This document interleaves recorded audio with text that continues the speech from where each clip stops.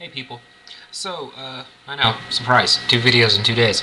But somebody asked me a question based off of my last video, so I decided to do this video. The question was, what is, what was aftercare? Go over what my thoughts were on it. As I explained in my video yesterday, the subspace video, aftercare is a massive part of play. Literally what aftercare is when the play is over, the dominant needs to be there both physically and emotionally for the submissive.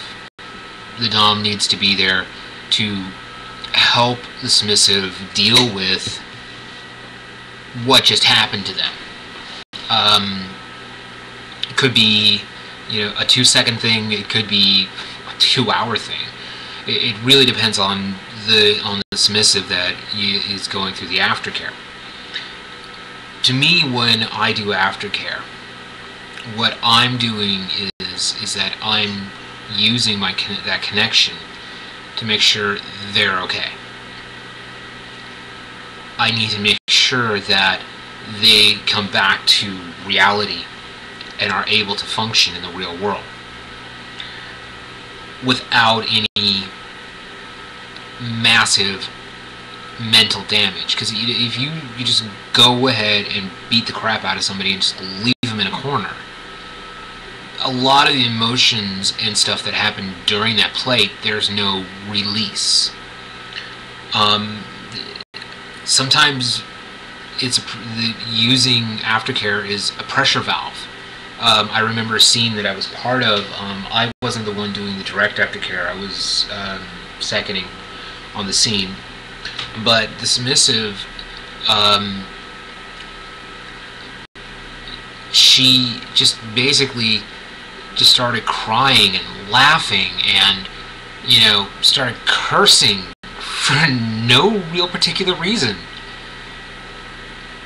But that was an emotional release. It was the ability to just let go without any consequences.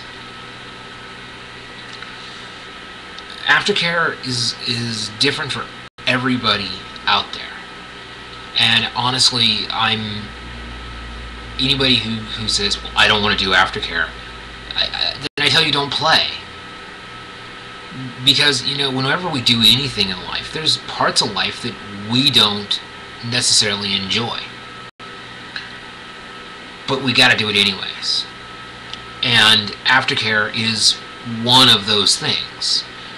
It's your job as the dominant to make sure that they're okay. Yes, they're there to serve you, but your job, okay, this is an example. I don't know if I've used it before. I might have. I think I've used it in various contexts, but let's say you were taking your dog out for a big long day at the park, right? And you run that dog until they're ragged. I mean, they're just, they're panting and they're on the floor. Are you just going to take that dog and shove them in the corner and walk away? Or are you going to go over to that dog and pet them and see that they're okay, make sure they're fine, get them back to a point where they can get up and start walking with you and go and get back to where you need to go? Or are you just going to leave them there in a lump? Okay, if you said you're going to leave them there in a lump, I really don't want to know you. Because the thing about it is that the caring that is needed for that submissive, even in that situation, the dog, you've got to care about that person and make sure they're okay. When you're doing this type of play, this is a hard thing. This is more dangerous than almost anything else out there. I mean, it doesn't matter what kind of relationships you're in. 90% of the fetishes that are out there are nowhere near as dangerous as anything we're going to do. Hold on one second. This is one of my floggers. This is a little tiny flogger. Bought it for 25 bucks a couple years ago at the Folsom Street Fair. Okay.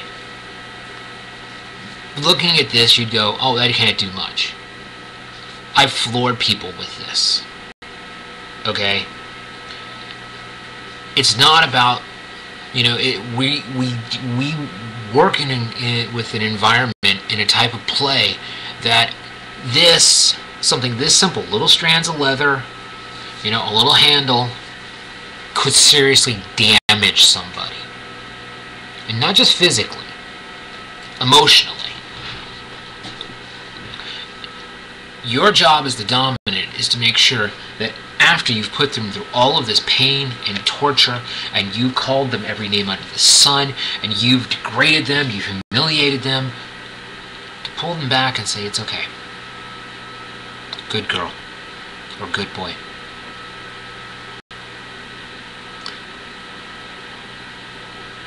And I'll tell you, after it's all over, they are going to cuddle with you. They're going to be there for you. They are like little puppies afterwards, because they just are, their world is heightened. Their body is aching in pain in every sense imaginable. You know, their back is on fire, their ass is on fire, their legs are on fire, their tits are on fire, whatever particular body parts you happen to play with, you know, but suddenly they're coming out of this euphoric state, and it's your job to bring them to reality. And once they get there, they're going to be in a good mood for a good while. Okay? Any of the girls who are watching, subspace is better than any orgasm you've ever had. And if you've ever had a really deep, amazing orgasm, how long does it take you to get back to reality? Probably a good bit. The dominant's responsibility is to make sure that you are safe in that travel back to reality. When I play, I always make sure before I start playing, I've got at least 2 to 3 bottles of water near my play. The reason is because after they're done, there's a good chance they're going to be dehydrated. There's a good chance I'm going to be dehydrated. I need to make sure that they're okay. If there's any blood or bleeding that happened during the play, either on purpose or an accident, it's my job to make sure that that's taken care of. To make sure that anything like that, if something did happen bad, to make sure that I can be there, to be in the right headspace to fix it. To let them scream, let them yell, let them do whatever it is they need to do to bring those emotions to the surface. Because I don't care if you're doing these types of scenes, something as simple as, a little bondage scene, it only might take 30 seconds or a minute to get, to do aftercare, but you gotta do it. If you're doing a massive heavy bondage scene, they're gonna go into this bizarre world, and you've got to bring them back to reality. If